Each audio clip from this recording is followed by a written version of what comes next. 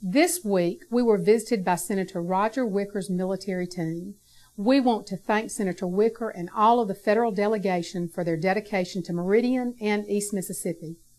A few weeks ago, I traveled to Washington, D.C. with Lamar McDonald, Meridian's longtime military champion, to see Senator Cochran, Senator Wicker, Congressman Harper, and Congressman Palazzo.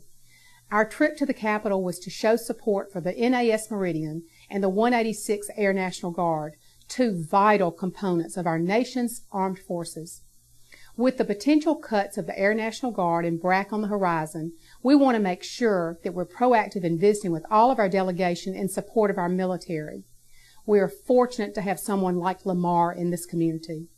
He has been working diligently with local delegation to protect missions in jeopardy by the Defense Department proposal earlier this year. Base realignment and closure, also known as BRAC, is about 3 years away.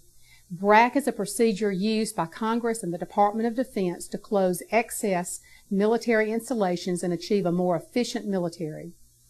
The most recent round of BRAC closures was 2005. That commission recommended another round in 2015 and then every 8 years thereafter. It is a legitimate process with a reasonable goal, which is the efficient and responsible use of taxpayer dollars to ensure the strong military we Americans deserve. Along with BRAC, there are some potential cuts to the Air National Guard. It is important to note that our Naval Air Station Meridian trains the very best fighter pilots in the world. It has a long history of providing our nation with aviators who have helped keep the United States and our allies free. The 186th Air Refueling Wing has a long history of proudly serving Mississippi as well as the Meridian community. In fact, in-flight refueling was born at the 186. All of our federal delegation has been and still are strong champions of our military bases in Meridian. They understand that the missions of NAS Meridian and the 186 are vital to our national security. They also understand the positive economic impact of NAS Meridian and the 186 to Meridian and East Mississippi as a whole.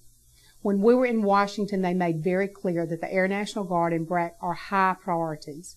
We will do everything we can at City Hall to ensure that our military units continue to get the support they have earned and that they continue to provide the defense Americans deserve.